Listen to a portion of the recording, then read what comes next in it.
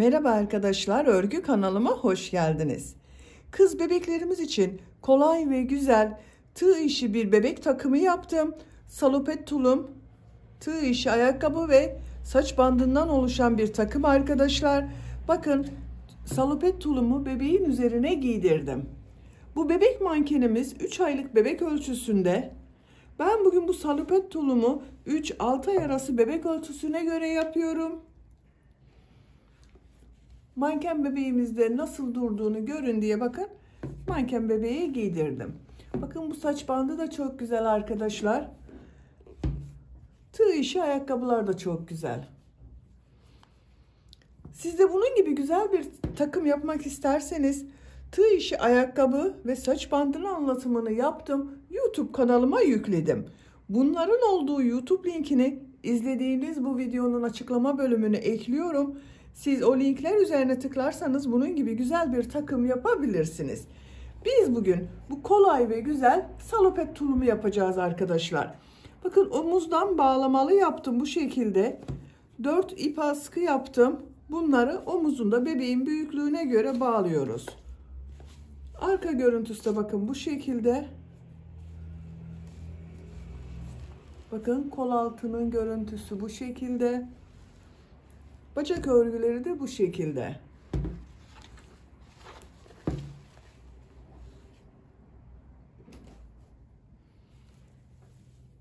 Bakın arkadaşlar, salopet tulumun görüntüsü bu şekilde.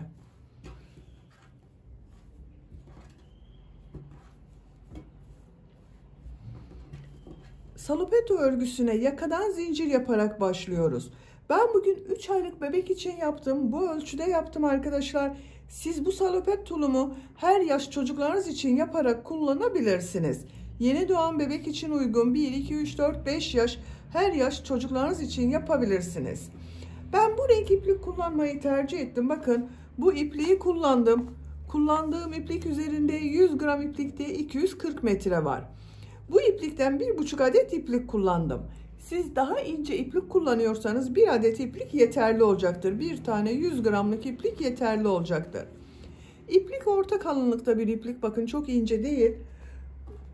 Bu kalınlık için 6 numara 3,5 milimetre tığ kullandım. Yumuşak bir örgü elde ettim arkadaşlar. Bakın benim yaptığım örgüler yumuşak oluyor. Elim çok sıkı değil. Sizin eliniz sıkıysa 4-4,5 milimetre tığları kullanırsanız çok daha güzel olur. Eliniz sıkı olduğu zaman yaptığınız örgüler hem sert olur ve yaptığınız ölçü benim yaptığım ölçüden daha küçük olur. Ben bu renk iplik kullandım. Siz bu salopet tulum örgüsünde her marka iplik ve renklerini kullanarak yapabilirsiniz. Her renk iplik ile çok güzel oluyor. Sarı renk iplik ile yaptım. Sarı renkli iplik ile de çok güzel oldu arkadaşlar. Bu bakın ip kordonlarını daha sonra yapıyoruz. Bebeğin omuzuna göre istediğimiz gibi bağlıyoruz. Bakın şu şekilde. Her iki tarafı da ön ve arka ayrımı yok. Her iki tarafı da kullanılabilir. Siz bu tulumu 6 aylık bebek için yapıyorsanız benimle aynı sayıda başlayabilirsiniz. Sadece bu yakada arttırma yaptığım sırayı benim yaptığımdan bir sıra fazla yaparsanız 6-12 aylık arası çocuklarınız için olacaktır.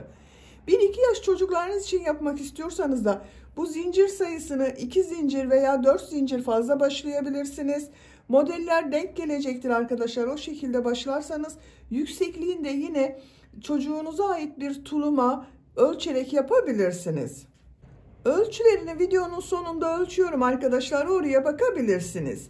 İplik tığ hazırlayalım. Hep birlikte bu kolay salopet tulum örgüsüne başlayalım.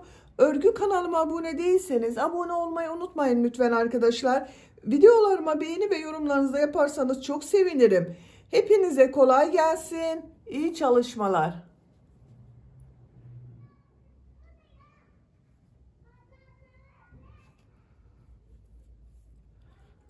Zincir yapmak için ilk ilmeği ben bu şekilde yapıyorum. Yakadan zincir yaparak başlıyoruz. Zincirleri yapmaya başlıyorum bakın. 30 zincir yapalım. Çok sıkı zincirler yapmayalım. 30 zincir yaptım. Çok sıkı zincir yapmadım bakın. Bu 30 zincirin kaç santimetre olduğunu ölçüyorum. 12 santimetre zincir uzunluğu var.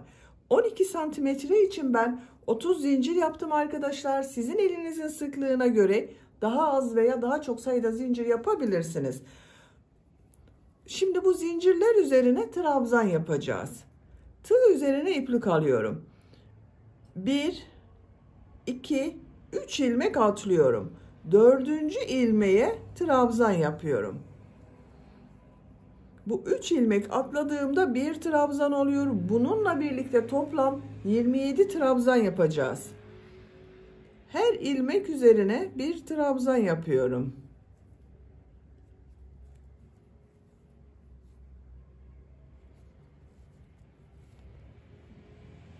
Sıra sonuna kadar devam edelim.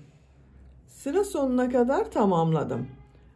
2, 4, 6, 8, 10, 12, 14, 16, 18, 20, 22, 24, 26, 3 ilmek atladığımla birlikte 27 trabzan yaptım. Ben bugün 3-6 ay arası bebek için yapıyorum. Bu sayıda yaptım arkadaşlar. Siz bunu yeni doğan bebek için de yapabilirsiniz. Yeni doğan için de aynı sayıda başlayabilirsiniz. 2 zincir fazla başlayıp 32 zincir ile başlayabilirsiniz. 29 trabzan yaparsanız 6-12 aylık bebek için olur. 4 zincir fazla yaparsanız bunu 31 trabzan ile yaparsanız da 1-2 yaş arası çocuklarınız için olur. Her yaş için bu şekilde arttırmalar yapabilirsiniz. Bu trabzan sayısının tek sayı olması gerekiyor. Benim 27 trabzan var. 29, 31, 33, 35 trabzan olarak yapabilirsiniz. İkinci sıradayız. İkinci sırada model sırası yapacağız. Modeli yerleştirmeden önce orta noktayı buluyorum arkadaşlar. 27 trabzan var. 2, 4, 6, 8, 10, 12, 13. Bu 14. ilmeğe işaret yapıyorum. Diğer tarafta da bakın 2, 4, 6, 8, 10, 12, 13 var. 13 ilmek burada var. 13 ilmek burada var. Model çok kolay. Bir zincir yapıyorum. Örgüyü çeviriyorum. Bakın örgünün ters tarafından model yapacağız. Düz taraftan trabzan yapıyoruz. İlk ilmek üzerine sık iğne yapıyorum. Tığ üzerine 2 defa iplik doluyorum. Üçlü trabzan yapıyorum.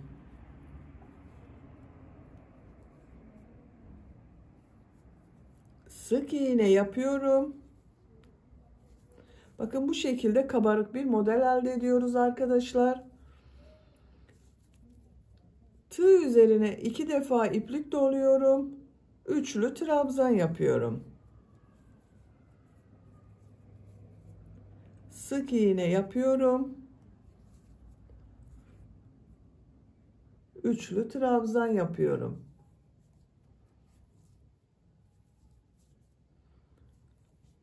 Sık iğne yapıyorum. Üçlü trabzan yapıyorum.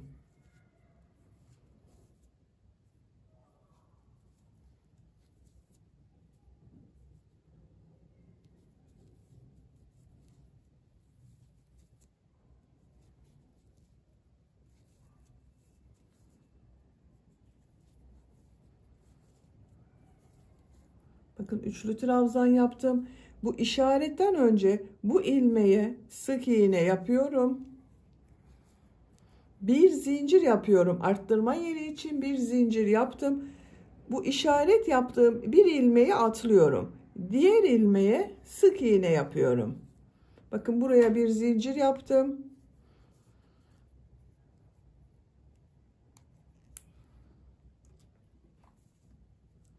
Tığ üzerine 2 defa iplik doluyorum. Üçlü trabzan yapıyorum.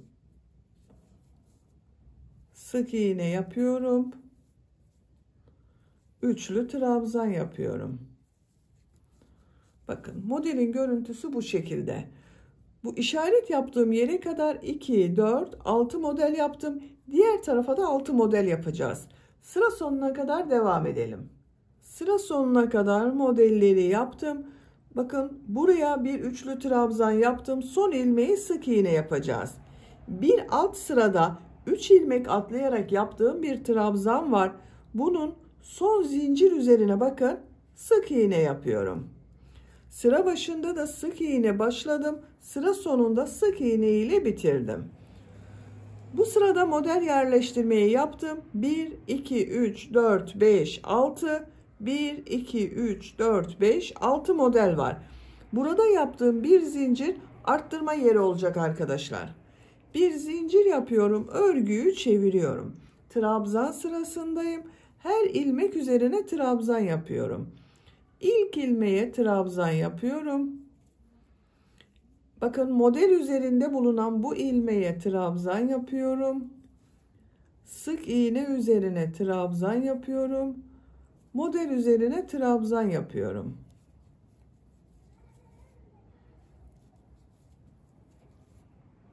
Her ilmek üzerine trabzan yapıyoruz. Burada yaptığım bir zincire kadar devam edelim.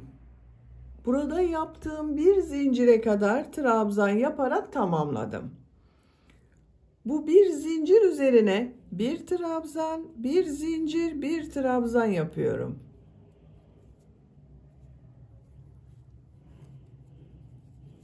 Bakın buraya bir trabzan, bir zincir, bir trabzan yaptım. Diğer ilmeklere trabzan yaparak devam ediyorum. Bakın sık iğne üzerine trabzan yapıyorum. Model üzerine trabzan yapıyorum. Sık iğne üzerine trabzan yapıyorum.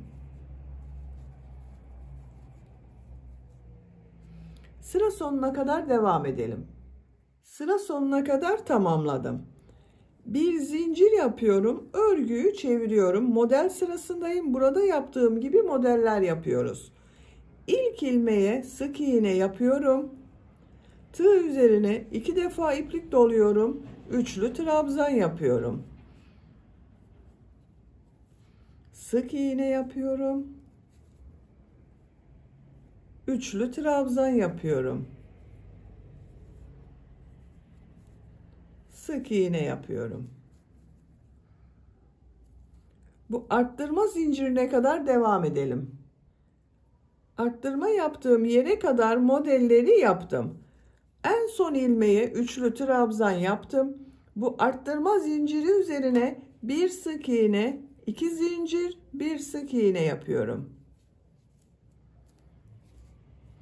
Tığ üzerine 2 defa iplik doluyorum. İlk ilmeğe üçlü trabzan yapıyorum.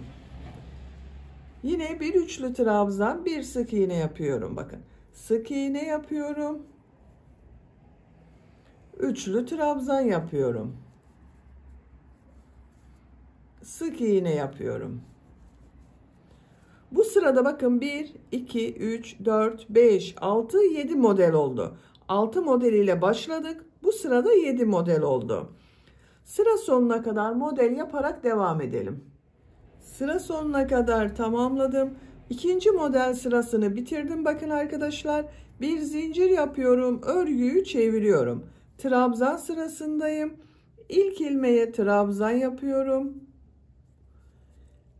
Diğer ilmeklere trabzan yaparak devam ediyorum. Arttırma yaptığımız buraya kadar devam edelim.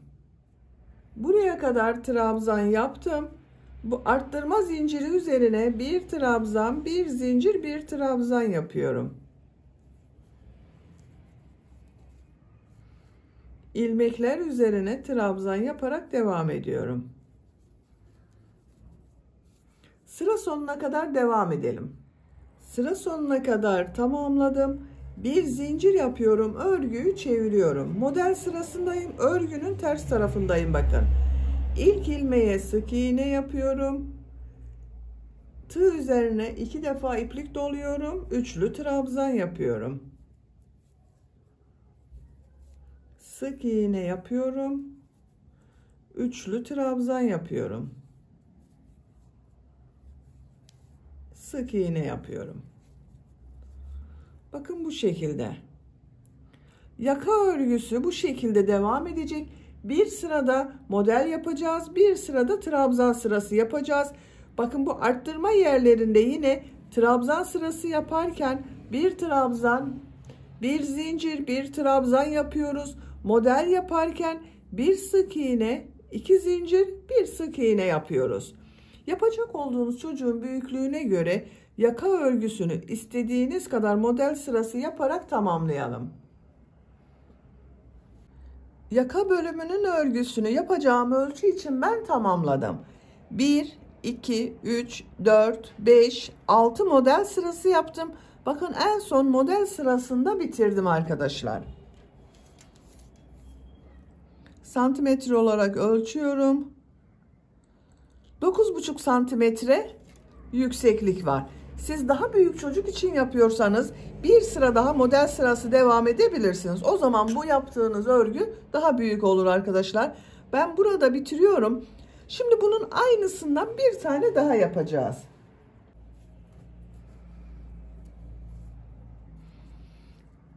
İlk ilmeği yapıyorum.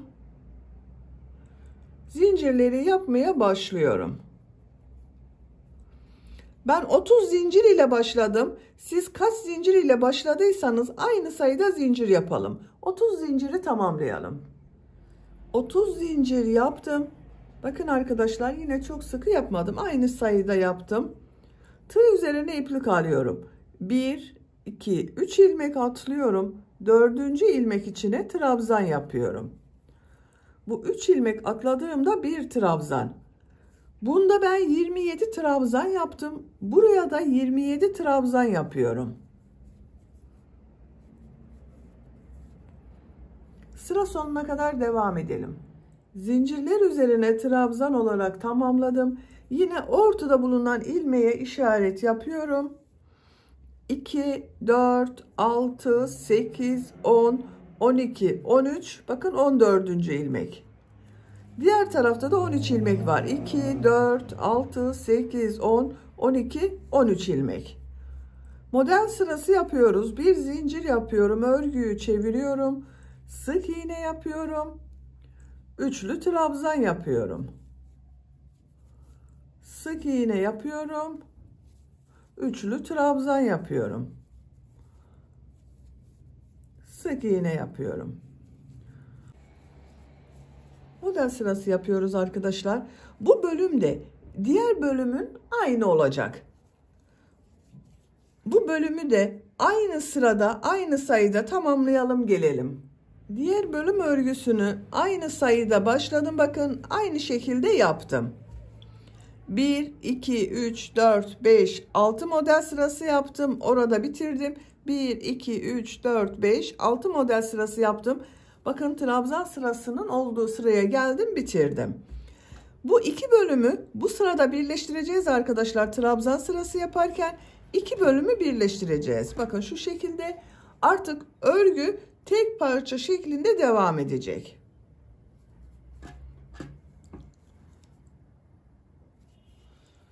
Sıra sonunda 2 zincir yapıyorum. Örgüyü çeviriyorum. Bu ilk ilmeğe hiçbir şey yapmıyorum. Bakın bu 2 zincirde bir trabzan, ilmekler üzerine trabzan yaparak devam ediyorum. Her ilmek üzerine bir trabzan yapıyorum. Arttırma yerine kadar devam edelim. Arttırma yaptığımız buraya kadar bakın trabzan yaptım. Bu arttırma zincirinin üzerine bir trabzan, bir zincir, bir trabzan yapıyorum. Sık iğne üzerine trabzan yapıyorum. Model üzerine trabzan yapıyorum. Sıra sonuna kadar devam edelim. Son ilmekte arkadaşlar. Bu son ilmek ile diğer bölümü birleştireceğiz. Buraya kadar devam edelim. Sıra sonuna kadar bakın trabzan yaptım. Son trabzanı yapmadım arkadaşlar. Bu son trabzanı yaparken diğer bölüm ile birleştireceğiz. Bakın. Tığ üzerine iplik alıyorum. Son ilmeğe trabzan yapıyor gibi ilmek aldım, çıkardım. 2 ilmekten çıkarıyorum. Bakın burada bekletiyorum. Tığ üzerinde 2 ilmek var. Tığ üzerine tekrar iplik alıyorum. Diğer parçanın bakın bu ilk ilmek üzerine aldım. 2 ilmekten çekiyorum. Bakın orada da bir trabzan oluşuyor. İplik alıyorum. Üçünü içinden bir defa da çekiyorum. Bakın bir trabzan burada oluştu. Bir trabzan burada. Ama bakın bu sırada bir ilmek oluştu. Tığ üzerine iplik alıyorum. Diğer ilmekler üzerine trabzan yaparak devam ediyorum.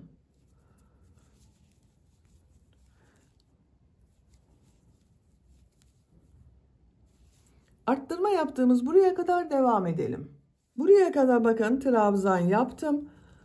Bu zincir üzerine yine bir trabzan, bir zincir, bir trabzan yapıyorum.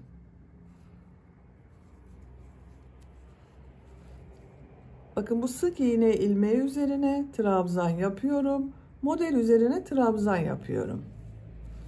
Sıra sonuna kadar devam edelim. Sıra sonuna kadar trabzanları tamamladım. Şimdi bu diğer bölüm ile burayı birleştiriyoruz. Artık örgüye tek parça şeklinde devam ediyoruz. Bakın sıra başında yaptığım bu 2 zincir ilmeği ile ilmek kaydırma yaparak sırayı birleştiriyorum.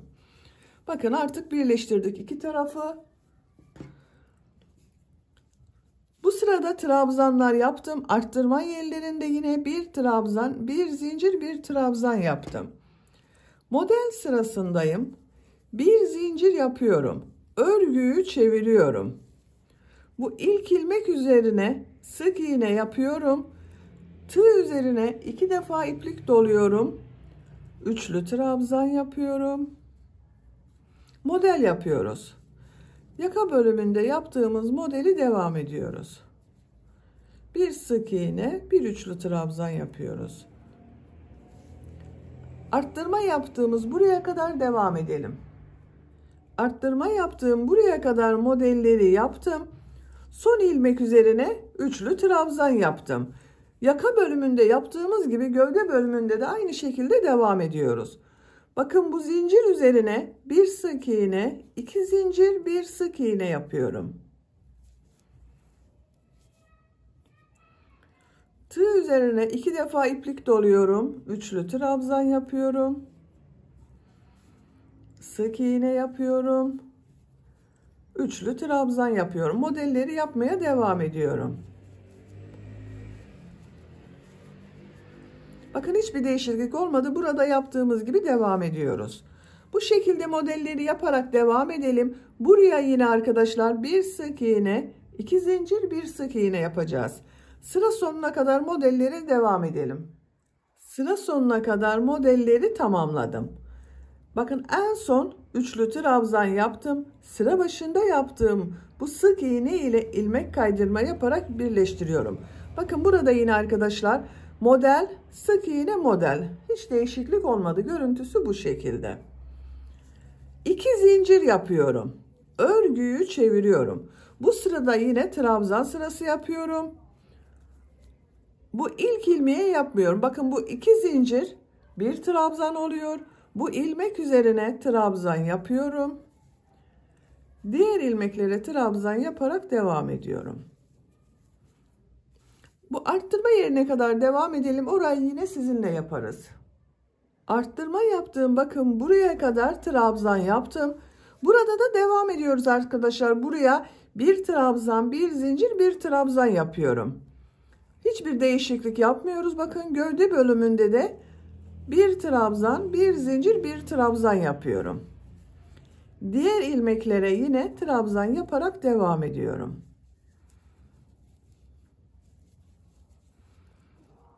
Trabzan yaparak devam edelim. Buraya yine bir trabzan, bir zincir, bir trabzan yapacağız. Sıra sonuna kadar tamamlayalım. Sıra sonuna kadar trabzan yaparak tamamladım. Sıra başında yaptığım bu 2 zincir ile ilmek kaydırma yaparak birleştiriyorum. Bu sırada bakın yine trabzan yaptım. Örgünün düz tarafından arttırma yerlerinde bu iki yerde bir trabzan, bir zincir, bir trabzan yaptım. Bir zincir yapıyorum. Örgüyü çeviriyorum. Bu ilk ilmek üzerine sık iğne yapıyorum. Tığ üzerine 2 defa iplik doluyorum. Üçlü trabzan yapıyorum. Model sırasındayız arkadaşlar. Model yapıyoruz. Sık iğne yapıyorum. Üçlü trabzan yapıyorum. Sık iğne yapıyorum. Üçlü trabzan yapıyorum.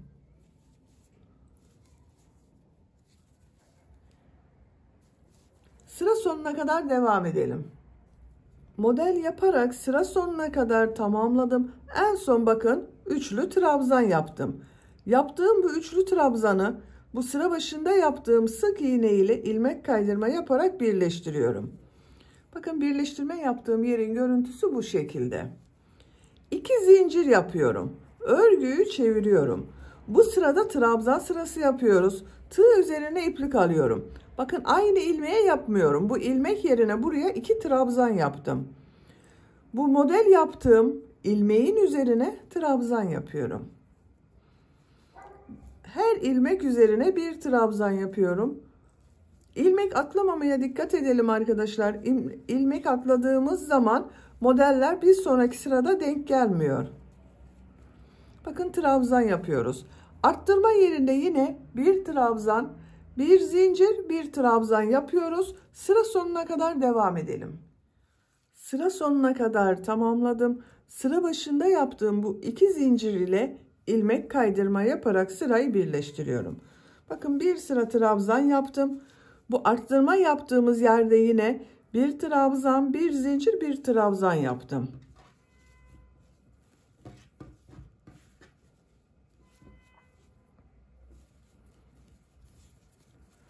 Bir zincir yapıyorum. Örgüyü çeviriyorum.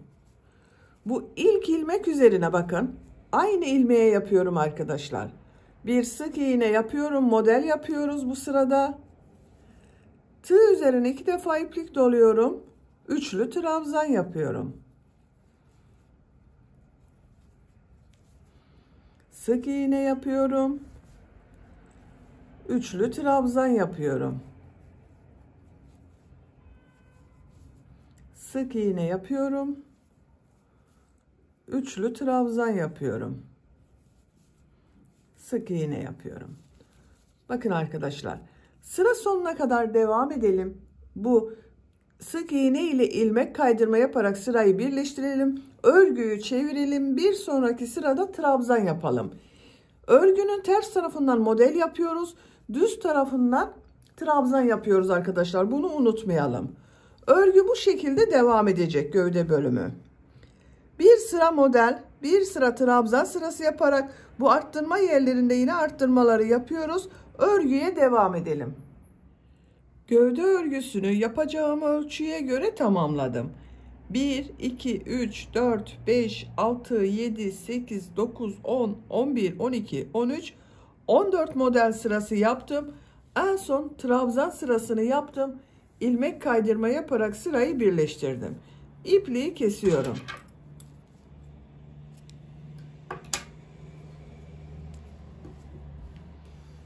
...14 sıra yaptım arkadaşlar. Siz daha büyük yapmak istiyorsanız bu model sırasını 1 veya 2 sıra devam edebilirsiniz. Bir sıra fazla yaparsanız 6 aylık bebek için çok güzel olacaktır. Santimetre olarak ölçüyorum.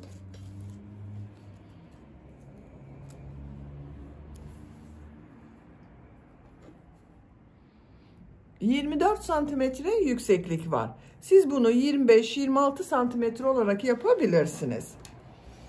Şimdi bacak bölümlerini ayıracağız. İlk önce bu orta bölümü birleştiriyorum. Bakın bu arttırma yaptığım bir zincir var. Buna tığ takıyorum. Diğer taraftan da kaydırma yapmamak için bu ilmeği takıyorum arkadaşlar. Bakın iğneyi taktım. İşaret yaptım. Hani orta noktayı kaydırmayalım.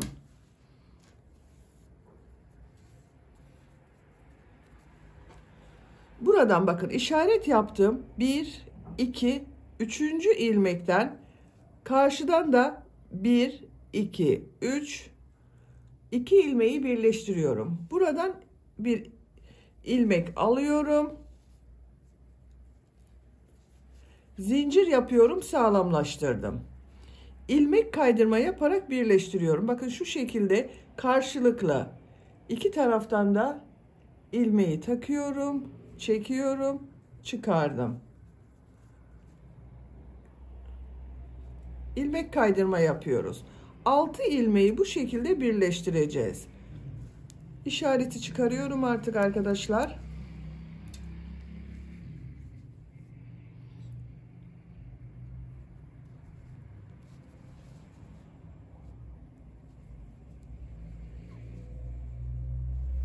6 ilmeği birleştirdim. Burası birleşti artık bakın. Şimdi bacakları ayrı ayrı öreceğiz. Şu şekilde örgünün ters tarafından yine model sırası yapıyorum. Bu ilk ilmek üzerine sık iğne yapıyorum. Bakın denk gelmesine de dikkat ediyorum arkadaşlar. Sık iğne üzerine sık iğne yaptım. Üçlü trabzan yapıyorum. Sık iğne yapıyorum. Üçlü trabzan yapıyorum. Sık iğne yapıyorum. Aynı modelleri yapıyoruz. Bu sıra sonuna kadar devam edelim. Modelleri sıra sonuna kadar yaptım. Son ilmeğe sık iğne yaptım. Sıra başında yaptığım bakın bu sık iğneye değil, model üzerinde bulunan bu ilmek ile ilmek kaydırma yaparak sırayı birleştiriyorum. Burada bakın model, sık iğne model oldu arkadaşlar. Trabzan sırasındayım. 2 zincir yapıyorum. Örgüyü çeviriyorum. Bakın örgünün düz tarafından trabzan sırası yapıyorum. Her ilmek üzerine trabzan yapıyorum.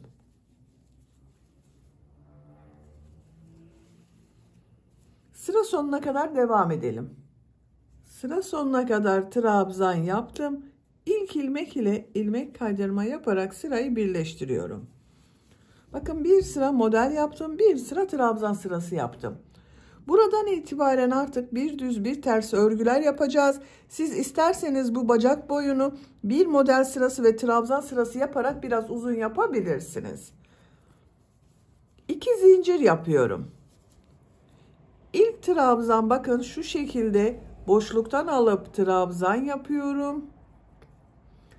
Bu bacak bölümünün biraz dar olması için arkadaşlar örgünün ters tarafından bakın şu şekilde 2 trabzanı birlikte alıyorum. 2 trabzanı birlikte yapıyorum. Trabzan yaptım. Bir düz trabzanı boşluktan alıp trabzan yapıyorum. Bakın ters taraftan 2 trabzanı birlikte alıyorum. Bu ikisini birlikte alarak trabzan yapıyorum. Düz taraftan boşluktan alıp trabzan yapıyorum. 2 trabzan ters taraftan birlikte alarak trabzan yapıyorum.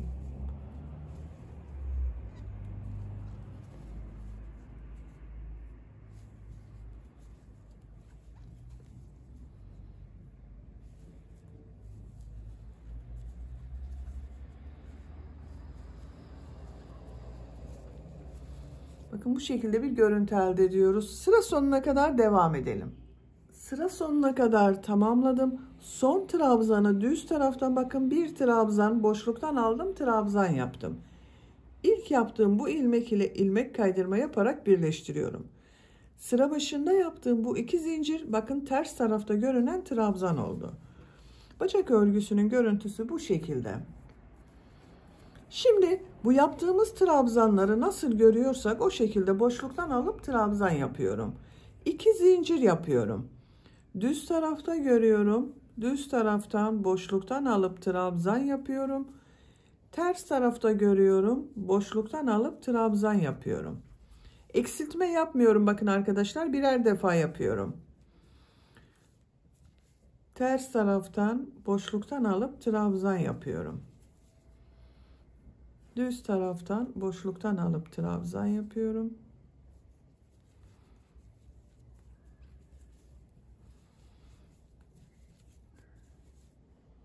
Sıra sonuna kadar devam edelim. Sıra sonuna kadar nasıl görüyorsam o şekilde boşluktan aldım, trabzan yaptım. En son trabzanı düz taraftan boşluktan aldım, trabzan yaptım. İlk ilmek ile ilmek kaydırma yaparak birleştiriyorum. Bu şekilde görünüyor. Bir sıra daha nasıl görüyorsam o şekilde boşluktan alıp trabzan yapıyorum. 2 zincir yapıyorum. Düz taraftan boşluktan alıp trabzan yapıyorum. Ters taraftan boşluktan alıp trabzan yapıyorum.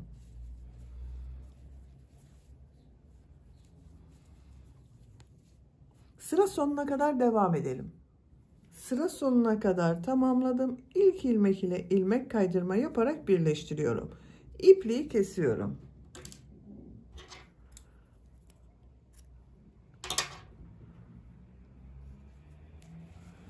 Bakın arkadaşlar, bacak örgüsünün görüntüsü bu şekilde oldu. Şimdi diğer bacak örgüsünde aynı bunu yaptığımız gibi yapacağız. Ortadan başlıyorum. Bakın şu iki ilmeği birleştirerek buradan bir ilmek yapıyorum. Zincir yaptım, sağlamlaştırdım. Yine örgünün ters tarafından bir sıra model sırası yapıyorum. Bakın sık iğne sırasına sık iğne yapıyorum. Tığ üzerine 2 defa iplik doluyorum. Üçlü trabzan yapıyorum. Bakın arkadaşlar, modeli takip ederseniz modelin üzerine üçlü trabzan yaptım. Sık iğne yapıyorum. Üçlü trabzan yapıyorum. Sık iğne yapıyorum. Üçlü trabzan yapıyorum. Sık iğne yapıyorum. Sıra sonuna kadar devam edelim. Sıra sonuna kadar tamamladım. Son ilmeğe sık iğne yaptım. Bu model üzerine yaptığım bakın ilmeğe ilmek kaydırma yaparak birleştiriyorum. 2 zincir yapıyorum. Örgüyü çeviriyorum. Trabzan sırası yapıyorum. Her ilmek üzerine trabzan yapıyorum. Sıra sonuna kadar devam edelim. Sıra sonuna kadar tamamladım. İlk ilmek ile ilmek kaydırma yaparak sırayı birleştiriyorum. Şimdi burada yaptığımız gibi bir düz bir ters örgüler yapacağız. 2 zincir yapıyorum. İlk trabzan düz taraftan boşluktan alıp trabzan yapıyorum. 2 trabzanı ters taraftan boşluktan alıp trabzan yapıyorum. Düz taraftan boşluktan alıp trabzan yapıyorum. 2 trabzanı ters taraftan boşluktan alıp trabzan yapıyorum. Bu bacak örgüsünün aynısı olacak arkadaşlar. Sıra sonuna kadar devam edelim. İlmek kaydırma yapalım, birleştirelim, 2 zincir yapalım, bir sonraki sıraya başlayalım. Bu bacak örgüsünü kaç sıra yaptıysanız bu bacak örgüsünde aynı şekilde tamamlayalım, bitirelim. Diğer bacak örgüsünü de tamamladım. İpliği kesiyorum.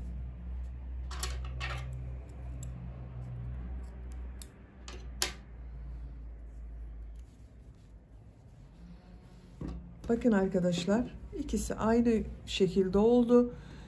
Bunu 1 2 3 sıra bir düz bir ters örgü yaptım. Bunu da aynı yaptım. Bakın 1 2 3. Şimdi yaka bölümünü yapalım. Yaka bölümüne bakın. Örgünün ters tarafından şu şekilde şu ilmekten bir ilmek yapıyorum.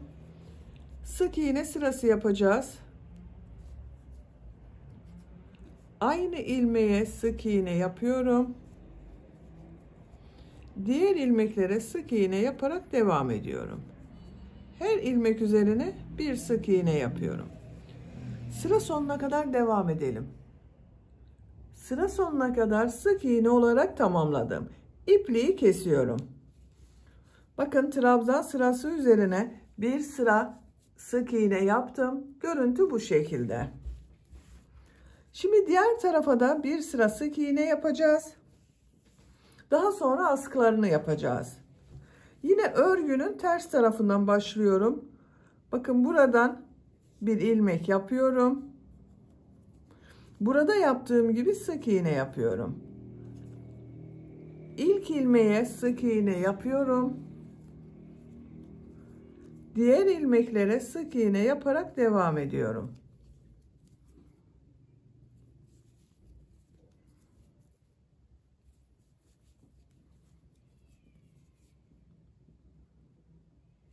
Sıra sonuna kadar devam edelim. Sıra sonuna kadar sık iğne olarak tamamladım. Bakın görüntüsü bu şekilde oldu. Şimdi askıları yapacağız arkadaşlar. 2 askı buraya yapıyorum. 2 askı buraya yapıyorum. Askı için zincir yapıyorum. Zincirler yapıyorum. Çok sıkı zincir yapmıyorum. Askı uzunluğu tercihinize göre istediğiniz kadar yapabilirsiniz. Zincir olarak devam edelim. Askı için zincirleri yaptım. Bakın çok sıkı zincir yapmadım. 65 zincir yaptım arkadaşlar ben. Bu yaptığım 65 zincirin kaç santimetre olduğunu ölçüyorum. 23 santimetre zincir uzunluğu var. 23 santimetre askı yaptım ben arkadaşlar. 23 santimetre yapacaksanız siz bu zincir sayısını elinizin sıklığına göre daha fazla veya daha az yapabilirsiniz. Daha büyük çocuk için yapıyorsanız bunu 25 santimetre yapabilirsiniz. Yeni doğan bebek için yapıyorsanız, daha kısa olsun istiyorsanız da 20 santimetre olarak yapabilirsiniz. Şimdi yaptığım bu zincirler üzerine ilmek kaydırma yapıyorum. İlk ilmeğe bakın, tığı takıyorum, iplik aldım, içinden çekiyorum. Bakın tığ üzerine iplik almadan ilmek alıyorum, ilmek kaydırma yapıyorum. Her zincir üzerine ilmek kaydırma yapıyorum. Sıra sonuna kadar devam edelim. Zincirler üzerine ilmek kaydırma yaparak sıra sonuna kadar tamamladım. Bakın bu şekilde düzgün bir askı elde ettim. Burada sık iğne yaparak devam ediyorum. Bakın bu son ilmeği bu ilmeğe sık iğne yaparak birleştiriyorum. Görüntüsü bakın bu şekilde oldu. İlmekler üzerine sık iğne yapıyorum. Sıra sonuna kadar devam edelim. Sıra sonuna kadar sık iğne olarak tamamladım. Son ilmeği bakın boş bıraktım arkadaşlar. Buna sık iğne yapmadım. Şimdi buraya da burada yaptığım gibi askı yapıyorum. Ben bu askı için 65 zincir yaptım. Siz kaç zincir yaptıysanız o kadar zincir yapmanız gerekiyor. 65 zinciri yapıyorum. 65 zincir yaptım. Zincirler üzerine ilmek kaydırma yapıyorum.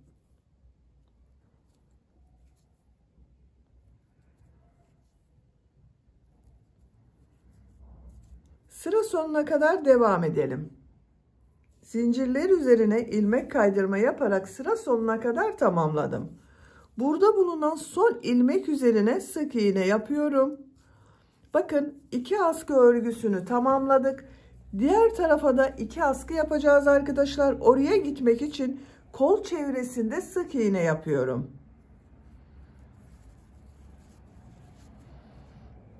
Bu ilmeğe sık iğne yapıyorum. Gördüğüm ilmeklere sık iğne yapıyorum.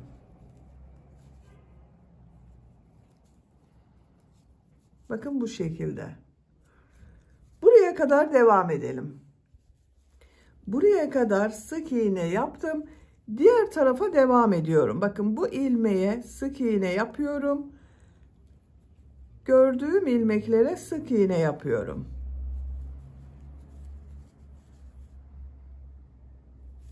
Sıra sonuna kadar devam edelim. Sık iğne yaparak bakın sıra sonuna kadar tamamladım. Kol çevresi bu şekilde oldu arkadaşlar. Şimdi burada yaptığımız askıları buraya da yapacağız. Aynı burada yaptığım gibi 2 askı yapacağız. İlk askıyı buraya yapıyorum. 65 zincir yapıyorum. 65 zincir yaptım. Zincirler üzerine ilmek kaydırma yapıyorum.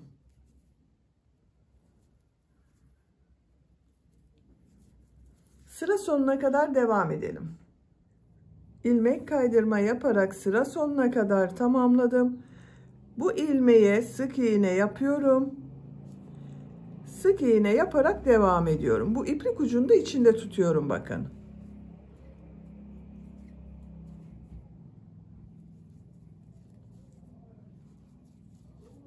Sıra sonuna kadar devam edelim. Sıra sonunda bir ilmeği yapmayalım arkadaşlar. Sıra sonuna kadar sık iğne yaptım. Son ilmeği yapmadım. Bakın bunu boş bıraktım. Şimdi askı yapacağız arkadaşlar. Bu askıyı kaç zincir yaptıysanız bunu da aynı yapıyoruz. Ben 65 zincir yaptım. 65 zincir yapıyorum. 65 zincir yaptım. İlmek kaydırma yaparak devam ediyorum.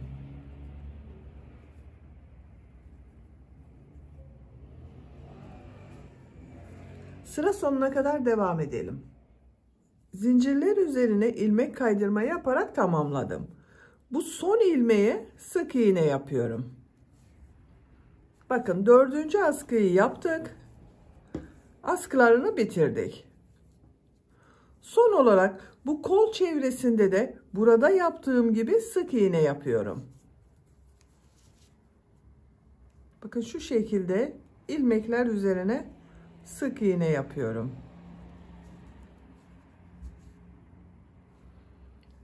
Bu askının olduğu yere kadar devam edelim. Buraya kadar sık iğne yaparak tamamladım. Bu ilmek ile ilmek kaydırma yaparak bitiriyorum. İpliği kesiyorum.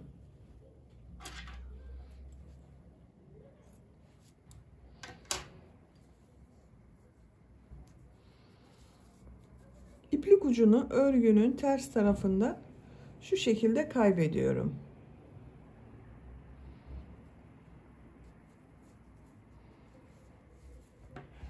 Bakın arkadaşlar, askılarını bitirdik. Bu kol bölümünün örgüsü de bakın bu şekilde oldu. Çok güzel oldu. Salopet tulumu böylece bitirmiş olduk. Bakın bacak bölümlerinin görüntüsü bu şekilde.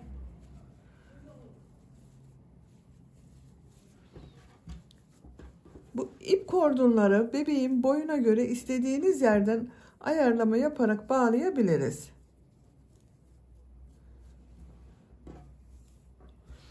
Bitmiş olarak size ölçülerini söylüyorum.